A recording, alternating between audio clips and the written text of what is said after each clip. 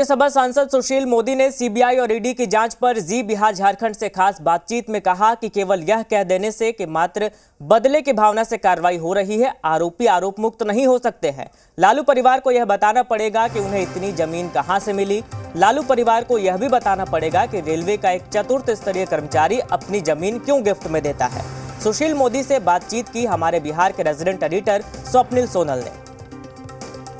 मेरे साथ राज्यसभा सांसद और बिहार के पूर्व उप मुख्यमंत्री सुशील मोदी मौजूद हैं। मेरा पहला सवाल है कि जिस तर्ज पे कार्रवाई चल रही है, ईडी की, सीबीआई की, तमाम तरह के कार्रवाई के बाद तमाम तरह की चर्चाएं भी होने लगी, आप इस कार्रवाई को कैसे देखते हैं? नहीं, देखिए, बोया पेड़ बबूल का तो आम कहाँ से होए। तो ये मामलों का उजागर तो नीतीश कुमार और उनकी पार्टी ने किया था, हम लोग तो उनके साथ थे। आज अगर लालू यादव मुखिया का चुनाव लड़ने लायक भी नहीं है तो इसके लिए कौन जिम्मेवार है? नीतीश कुमार और ललन सिंह। ये बात अलग है कि प्रधानमंत्री के अपने सपने को पूरा करने के प्रयास में आज उन्होंने भ्रष्टाचार से समझौता कर लिया और लालू यादव के साथ खड़े हुए उनके बचाव में खड़े दिखाई पड़ रहे हैं। तो नीतीश जी, आप बदल सकते हैं, हम नहीं बदल सकते।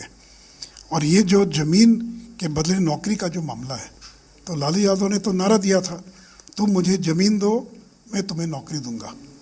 और 7 मामलों का तो जो चार्जशीट फाइल हुई है सीबीआई के द्वारा, जो एफआईआर दर्ज हुई, उसके अंदर 7 मामले जिसमें 12 लोगों को नौकरी दी गई प्रमाण के साथ। इन लोगों को मुंबई में, कोलकाता में, जबलपुर में, अलग अलग जगह पर, पटना के लोगों को नौकरी दी गई और कुछ दिनों के बाद उन लोगों से सस्ते दाम पर ज़मीन लिखवा ली गई और उस ज़मीन के मालिक बन गए लालू यादव, उनका पूरा परिवार। पटना शहर में 1 लाख वर्ग फुट कीमती ज़मीन आज लालू के कब्जे में है, जो नौकरी के बदले ज़मीन लिखवाने के मामले में जो उन्होंने हासिल की है। तो कोई बचा पाएगा क्या? इतने पुख्ता प्रमाण हैं। और लालू यादव को लगता था कि मेरा कोई कुछ नहीं बिगाड़ सकता है, तो आज क्या उनकी हालत है वो तो सारी दुनिया उनको देख रही है। सिंपैथी वाले सवाल पे आता हूँ।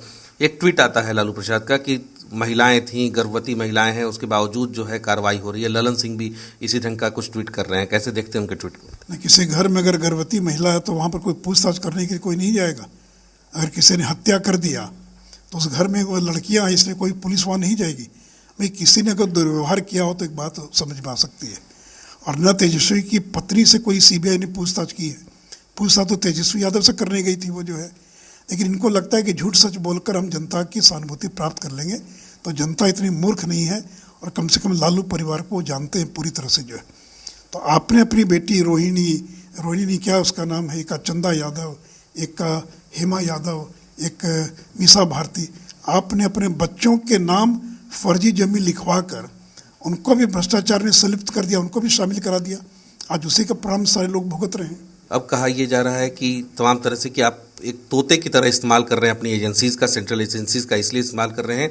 मनोज झा लगातार कह रहे हैं कि आप सेंट्रल एजेंसीज का तोते की तरह इस्तेमाल कर रहे हैं, लोगों को फंसा रहे हैं, दूसरा कुछ भी नहीं है। सरकार जो बिहार में बदली है उससे आप एक तरह से इन बातों का जवाब तो दें। मनोज झा जो आरोप का तो जवाब ही नहीं दे रहे, एक लाइन जवाब देते हैं कि झूठा है, फंसा दिया गया। अरे बताइए ना कि ये जो ज़मीन इतनी बड़ी संपत्ति के जो मालिक बन गए, आज जो लालू परिवार 141 भूखंड का मालिक बन चुका है और मैंने 141 भूखंड की पूरी लिस्ट इस किताब के अंदर दी है। तो बताए मनोज झा कि 141 भूखंड, 30 फ्लैट और आधे दर्जन मकान के मालिक कैसे बन गए लालू परिवार? 30 साल की उम्र में तेजस्वी यादव 52 संपत्ति के मालिक कैसे बन गए? इसका जवाब है क्या? इसका तो कोई जवाब है नहीं। तो केवल यह बोल देने से तो नहीं चलेगा ना कि फंसा दिया गया। सीएम आज कह रहे हैं कि बार बार पुराने मामले को खोल रहे हैं, उसको देख रहे हैं, इसमें क्या होना है, ऐसा करके बयान आ रहा है। ठीक, अच्छी बात है। तो नीतीश जी बताए नहीं कि आपने 2017 में जब तेजस्वी यादव से पूछा कि सफाई दें तो उस मामले में चार्जशीट फाइल हुई कि नहीं हुई? उस मामले में तेजस्वी यादव, राबड़ी देवी को बेल लेना पड़ा कि नहीं लेना पड़ा? उस मामले के अंदर चार्ज फ्रेम हुआ कि नहीं हुआ? उस मामले में ट्रायल प्रारंभ हुआ कि नहीं हुआ? इन बातों का जवाब दें। तो कहाँ मामला बंद पड़ा? मामला तो चल रहा है अब, लेकिन न्यायिक प्रक्रिया में समय लगता है। लालू यादव का चारा घोटाला कब हुआ? 96 में एक मामला दर्ज हुआ और सज़ा मिली 12 साल 13 साल के बाद। तो न्यायिक प्रक्रिया में समय लगता है, लेकिन सीबीआई चुप नहीं बैठी है। तो और अगर एक्टिव होती है तो कहते हैं कि ये साहब एक्टिव क्यों हो गए, और अगर दिखाई नहीं पड़ती है सक्रिय तो कहते हैं देखिए लोग बैठ गए, मामला कुछ नहीं निकला।